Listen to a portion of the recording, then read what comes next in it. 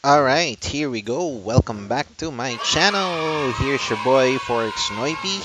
And today mga kanoipi, magtuturo ako sa inyo ng isang scalping strategy na dati kong ginagamit kasi hindi naman ako masyado nagsascalp na. But before, this is the strategy that I use when I used to scalp. Hindi ko lang kinaya talaga yung sobrang pressure ng scalping, so hindi ko siya ginawa. Hindi ko siya pinagpatuloy. I'll teach you that strategy. So stick around, watch till the end of the video. Tapos magkakaroon din tayo ng konting chikahan moments. Especially dun sa dating video na nirelease ko, which is the passive income. If you haven't watched that video, you can click the upper right hand screen link and you will see the video that I created for passive income. Watch nyo yun mga kanoipi, it's a good video. If bago ka dito sa channel na to, show me some support. Please subscribe to my channel and share if you find the channel educational and you think you can share this over to your fellow kanoipis. It will be a great help, especially for your boy Forex Noipi. Okay? Tapos join ka na rin dito sa Forex group natin, Forex for Beginners PHI. Dito marami tayo mga pinopost. Dito natin nilalagay yung mga bagong uploads nating videos at may mga sineshare tayo dito ang mga Forex content at yung ibang mga interactive members natin dito sa group. Nagsishare din ng mga trials nila when they do their demo Forex trading. Syempre, pag nagsisimula tayo, you don't wanna put your real money first. You want to play around with the demo account. So, let's start. So mga kanoipi, share ko lang yung dati nating pinag-usapan about passive income. It's called Honey Gain. So, nung ginawa ko siya mga kanoipi, kung makikita nyo, currently, meron na akong 42 cents. Siguro mga almost 20 pesos yata to. Gano'n. Pero wala naman akong ginagawa dyan mga kanoipi. Ginagawa ng Honey Gain is kumukuha sila ng unused internet sa'yo. Hindi po bumabagal ang computer ko. Sa totoo lang, I have two laptops opened. I have my personal laptop and I have another laptop that I'm using. Hindi po bumabagal ang connection. Halos lahat po ng nandito sa amin ay dependent sa Wi-Fi. I think there are 5 of us in here and it's never slowing down. Kasi ang kinukuha lang ng Honey Gain is yung unused internet. So, completely safe po yan. Review says it's alright. Even Google says it's alright. It's a safe link. Even YouTube says it's a safe link. So, kung interested kayo dyan mga kanoipi, I will post the link on the dashboard or on the description box below along with my referral code. And this referral code, if you use it, you will gain $5 added automatically on your balance. So, wala naman akong ginagawa kasi dito mga kanoipi. Just, dyan lang siya. Kada nagbubukas lang ako ng laptop, pwede rin siya sa mobile device if you want to. Except sa Apple. Hindi siya pwede sa Apple. Android lang. Wala pa kasi daw silang feature nun. Meron ditong FAQs mga kanoipi at basahin nyo yan. Marami kayong matatanggap dyang information more about Honey Gain. Pero again, ang bentahan ko dito is wala naman akong ginagawa. Nakabukas lang siya. The last time I checked this was I think at 0.22 cents or $0.22. Tapos ngayon 0.42 na siya dahil wala naman talaga akong ginagawa sa kanya. Pag nag $20 na siya, withdrawin ko siya, ulit na lang siya ulit or hayaan ko na lang siya dyan hanggang kailan niya gusto nandyan siya. Okay, so yun lang. And then let's go to our charts, mga kanoy. Yung ituturo ko sa inyong scalping strategy ay hindi gumagamit ng 1-hour time frame. Pupunta tayo sa 15-minute time frame. Pwede rin to sa 30-minute time frame at pwede rin siya sa 5-minute time frame. Pero ako, preferably, I go to the 15-minute time frame. This is the indicator that we will use here is the Bollinger Bands. Okay? So, punta lang kayo sa indicators and strategies sa tradingview.com. Tapos, type nyo lang BOLL, B-O-L-L. Tapos, makikita nyo na yung Bollinger Bands dyan. So, explain ko muna ng very, very light ang Bollinger Bands. So, itong Bollinger Bands is a volatility type of indicator. Ang sinasabi nitong indicator na to is pag yung dalawang bands, which is the upper band and the lower band, is tightly squeezed to the price. Ibig sabihin, hindi masyadong volatile yung market. However, if it is farther away from the price, then ibig sabihin we have high market volatility. Taas ang volume and so on and so forth. So there's the number one rule here on the Bollinger Band strategy is hindi kayo pwedeng gumamit ng Bollinger Bands kung yung market sentiment is currently trending. Gagamit lang kayo ng Bollinger Bands kung yung market sentiment is ranging. Meaning, wala tayong nakikitang higher highs and lower lows. Ganyan lang itsura niyan. Tataas, bababa, tataas, same level ng previous high, tas bababa, same level ng previous low, and so on and so forth. Ganyan lang ang magiging itsura ng Bollinger ng market pag gagamit kayo ng Bollinger Bands. So, let's look for a ranging market here. So, ito pwede nang pumasa as a ranging market.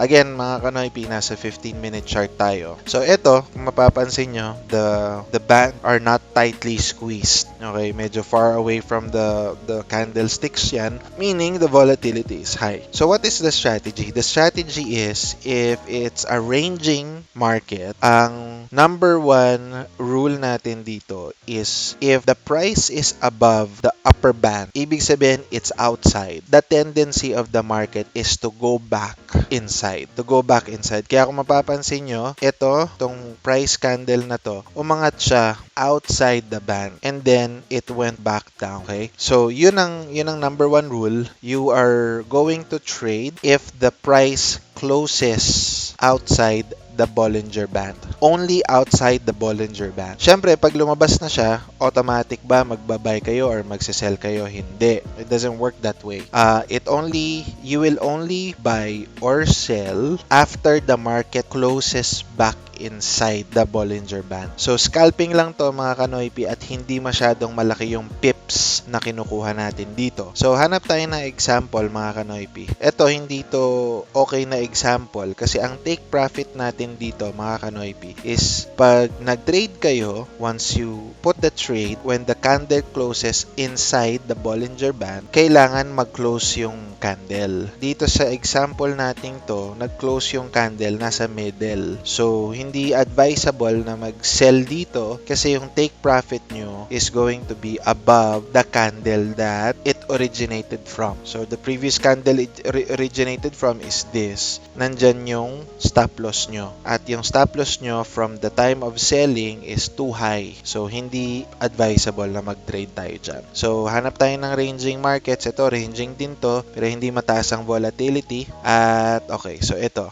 I think this is a good example. So, dito, nakita natin, yan natin ng mark dito, the candle closed outside the Bollinger Band, right? Syempre, hindi pa tayo magsisell immediately niyan. Kung nag-sell tayo dyan, tingnan nyo, aangat yan doon at masa-stop lossan tayo. Actually, wala tayong mailalagay na stop loss dyan. So, magsisell tayo if the candle closes inside the Bollinger Band. In this case, itong kulay green na to. Again, ulit natin ang marker. So, dyan sana ako nag-sell. Tapos, lagyan natin ang horizontal line sa close niyan. Dyan sana ako magsisell. Tapos, ang take profit natin, mga kanoypi, is just by the candle. So, ito. Kitang-kita natin, 8.5 pips. And our stop loss is ideally above the previous candle. So, this one is mas mataas sa 8 pips to. Ito, 10 pips to mga kanoypi. So, hindi advisable na ilagay nyo yung stop loss dyan. Kailangan mayroon tayong at least 1:1 win ratio. So, tingnan nyo, kung nilagay natin dito yung trade natin, ang stop loss natin is around the middle band.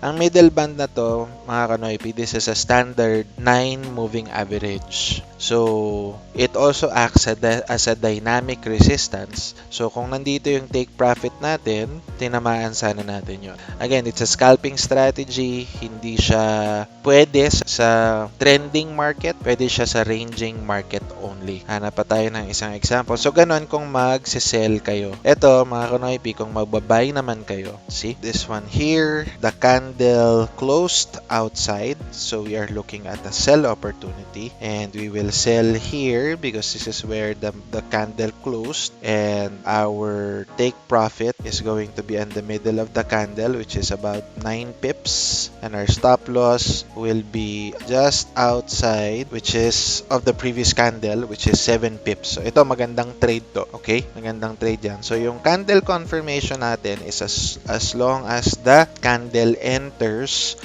and closes the Bollinger Band. Pero mga kanoypi, like I said earlier, pag yung candle sobrang haba at pumasok na siya dito sa gitna, huwag nyo na i-trade yun. Okay? Huwag nyo na i-trade yun. Hindi na maganda, hindi na ganun kasigurado yun. Tapos, syempre, complete monitor kayo since this is a scalping strategy, hindi nyo siya pwedeng pabayaan. Monitor nyo siya at iwan lang natin siya dyan. Ito yung nangyayari mga kanoypi. Kapag nagtitrade tayo ng Bollinger Bands gamit ang trending market. Kita natin dito, may trending market na. Tapos, nag-close yung candle outside the Bollinger Band. Makita ko sa inyo. Ito, look at that. Look at this.